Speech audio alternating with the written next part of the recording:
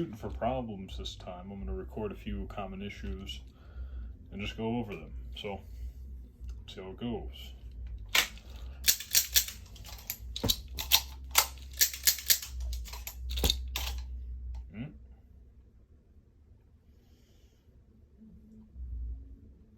So this is just a hang up because of the caps I'm using. They're not necessarily super flush.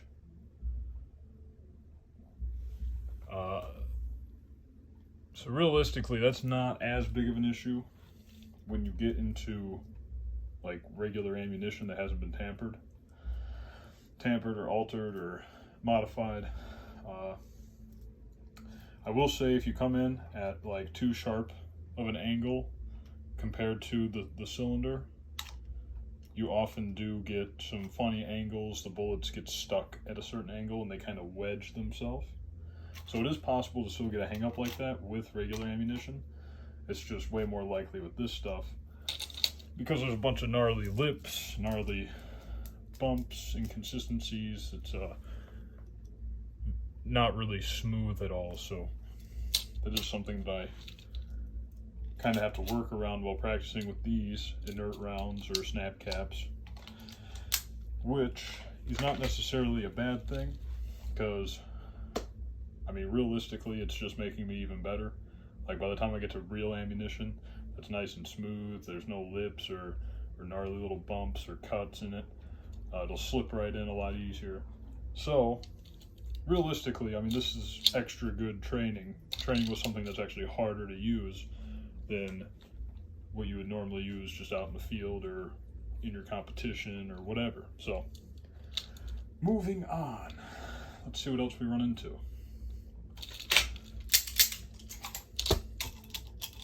Okay, so this one has to do with the fact that these are super loose fitting on the clip.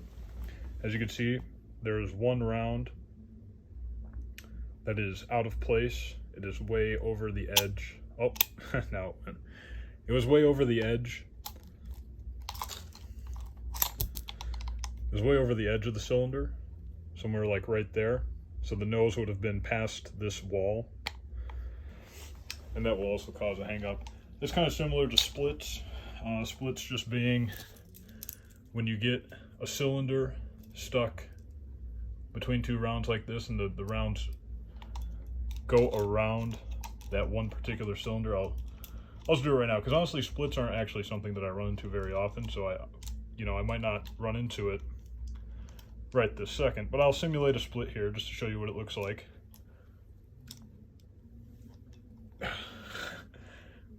Alright, that's a split. So I hope you guys can see it because I'm only shooting this in one take. But that's a split.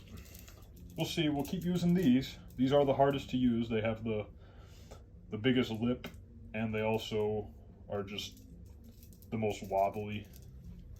They're very, very wobbly compared to these. I mean, even these are getting wobbly because it's only brass against steel, and that steel starts cutting away at that brass, making it a different shape. You know, the brass doesn't hold its shape after hundreds of uses. So, breath. It also depends on the clip. So this clip, pretty sure is a TK custom clip, whereas this clip is a Speed Bees clip. Now the Speed Bees, they have a slightly larger tolerance than the TK custom. And so that means there's going to be less movement on the TK Custom than there is going to be on the Speed Bees. As you can see, I can really just form that, make it do all sorts of stuff that you don't really want it to do. Whereas this, it's not as much. But keep in mind, I mean, these are super used casings for practice, so if they were fresher, they'd be a little bit tighter fitting. Let's continue. You catch my breath. All this bending over and talking. All right. Bent knees, weight on the balls of my feet.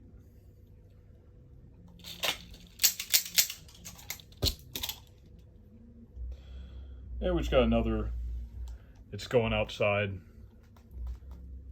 the wall of the cylinder. I'm going to put these aside for now because we're going to get some different problems with these two, and we haven't even really gotten to them yet. So these two will be easier to use, but they also you also generally encounter some different issues. So here we go. My hair is probably a mess. I don't really care.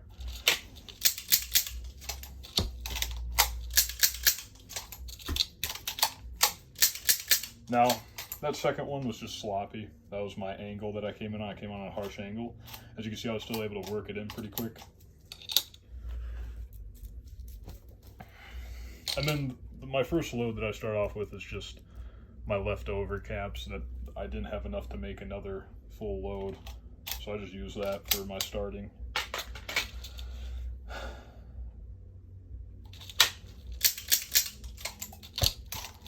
Oh, yeah, that was me. I just completely missed. It is what it is. I'm kind of going fast right now, so if I slow it up, I'd be way more consistent. I'm not really here to slow it up right now, so I just want to show you some of the problems I run into, record some of the problems I run into, document them, let other people know about them. And as far as how to avoid them, I'd say just repetition, keep practicing, practice slower. See? Well, you could open the cylinder without fumbling your gun. Going slower always increases the likelihood of your success. Whereas if you go fast or too fast, you start running into fast thing problems. So problems you only get when you're going fast. Such as a miss, totally bad angle. Go fast again.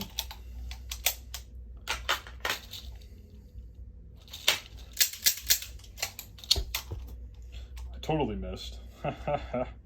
So I'm not perfect. I'm not perfect. I'm just making this video to show you guys I'm not perfect. I have showcased some of my best work so far, but at the same time, you know, I still make mistakes. I'm only not even a month and a week into practicing, so not even 5 weeks. Well, let's go.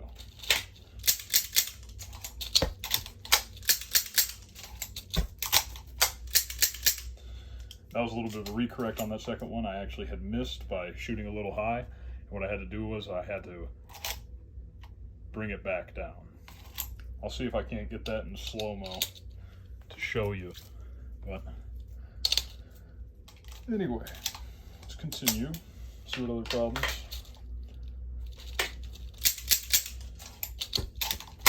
That's very nice. That was also not bad. So keep going. And of course, you know, if I make them, I make them, which is a good thing, but I mean, ultimately what I'm shooting for. But also, if I run into a problem, I want to document it, and I want to show it to other people, so. I had two that were on the outside of the wall. No clue if you could even see that, but they were. So 2 of them were out of place. And that, I'd assume, was from a harsh angle that I had it on, which was my bad.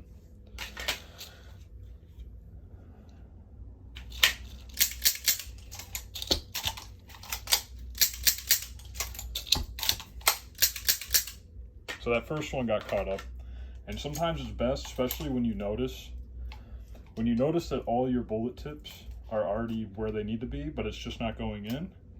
Sometimes it's best to let that pressure off and they'll just slide right in. Because right now, I'm applying pressure. I'm applying pressure right now. There we go, see? Now I'm gonna do the same thing. I'm applying pressure, and now I'm just gonna let go. So, sometimes letting go and letting it just slide right in is like the best thing you can do for a recorrection. And this is the thing with homemade snap caps. There's another problem I run into. I've tried things, I've tried adhesives to fill these with adhesives, adhesives don't really work on smooth brass. So it's just one of those things. I try to make these press fit as well as possible, and they do work, you know, a good amount of time. But you also do just run into stuff like this, and then sometimes they get stuck in the cylinder and they mess up your next load after because you didn't realize they got stuck in the cylinder because nothing fell out other than your full clip.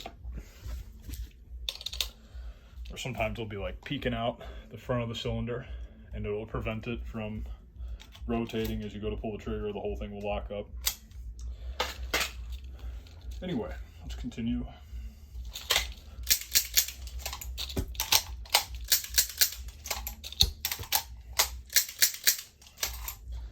That second one, I had poor placement as far as the overall lineup. I was very centered.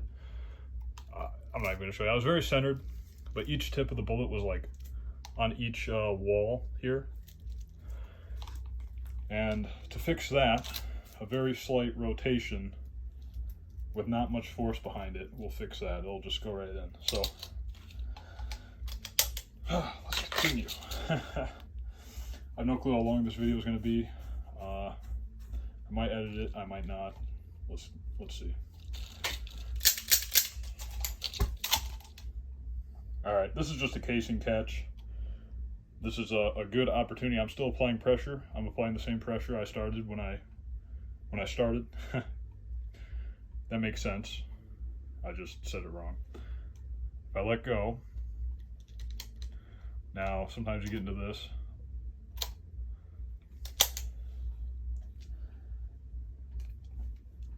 It's the caps. It's the caps. That wouldn't happen with fresh 9mm. I mean, it just wouldn't. Not quite that bad. You could definitely get caught up, get it stuck, but normally when you let go. But since these caps are just so rugged, let me give you another close-up of that. They're just so rugged that there's all sorts of grooves, valleys, lips, stuff sticking out.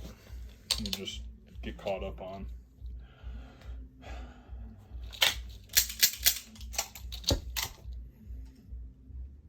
All right, so we had one miss. That was my harsh angle again. I guess that's my most common problem, is a harsh angle. So with that being said, now I know, really focus on that in particular when I'm drawing my next clip into my gun. So,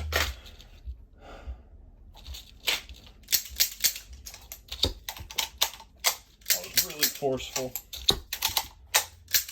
and I missed at first, but then I slid it over and got it in. So let's keep going.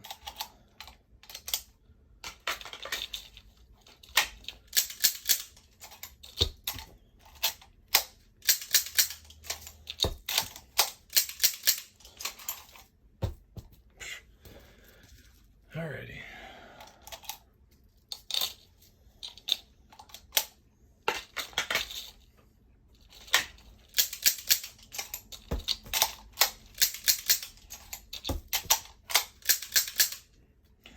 And sometimes plucking your next clip off of your belt can be a little bit, you know, troublesome. Sometimes in the fast movement, you forget how much you need to actually grip the edges. And also, this is where you want to grab, is you want to grab generally along where the clip is. You don't want to grab up here, because if you grab up here, then everything's going to be out of place. You want to grab way back on the clip. And sometimes that could result in a slip. You might be trying to get it off the magnet, but you might just completely slip, or it slips out of your hand as you go to put it in, just like that. And it all just comes down to repetition, knowing how much force you need, where you need it, and when you need it. Miss. I overshot the cylinder, and that was just super sloppy. Okay, so currently right now, this is another thing. I want to go back and I want to demonstrate with that, because I was not looking where I should have been when I should have been. That's a big key into consistently doing this. So when I pulled my last trigger, I instantly looked down here. I didn't do that last time. I'll try and go back, but normally, see? And then while you're looking down here, what you're actually doing is you're calibrating your grab hand, which is my left. I'm calibrating my grab hand with my hand-eye coordination as my right hand, well, assuming, oh yeah, it's because I had the trigger pulled, so I don't know what I'm doing. All right, a lot going on here. I'm talking, I'm demonstrating. I don't do this very often, sorry. Anyway, so I look down right after the trigger breaks. I get the cylinder release pressed. My right hand breaks open the cylinder. I'm hitting the ejector rod at this point. This hand has broken away at some point between the time that the cylinder opened and the time my finger hit the ejector rod. So it's about here right now. That whole time that all of this was happening, I was looking here. That's what I should be doing. All right, that's what you should be doing as well. So, and then you wanna, that was such a poor demonstration. Real demonstration. All right, because you want to look from here straight to your cylinder. What I normally do is I look down 3 of these side ones. I normally grab the clip almost the same way every time. And I almost open the cylinder almost the same way every time, just by the feeling of the grooves, particularly the groove that my thumb lays in. And I can normally see it, 3 of them line up, and if those 3 line up like 90% of the time, you're golden. So let me put emphasis on actually looking where I should be looking, because that is a huge part, and that's not what I was doing. So here we go.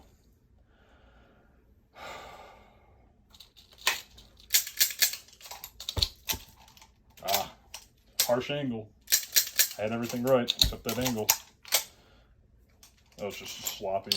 Let's get a real good one in here. I'll slow it down a bit even, just so I can guarantee that I actually hit it. I am a little fatigued right now. I've been practicing for a little bit.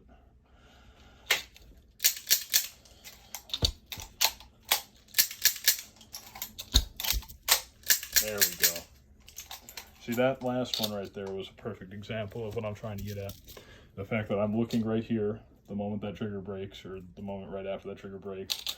These hands are doing all their work they need to do. By the time my hand gets here, I can start looking at the cylinder and put the next clip in. So, try it again. Try and do 2 smooth ones in a row. I must say this Speed Beast clip is harder to load than the TK Customs, but I'm telling you it's because these casings are just beat up and worn and used. So, if they were fresh 9mm, it wouldn't be such a dramatic difference.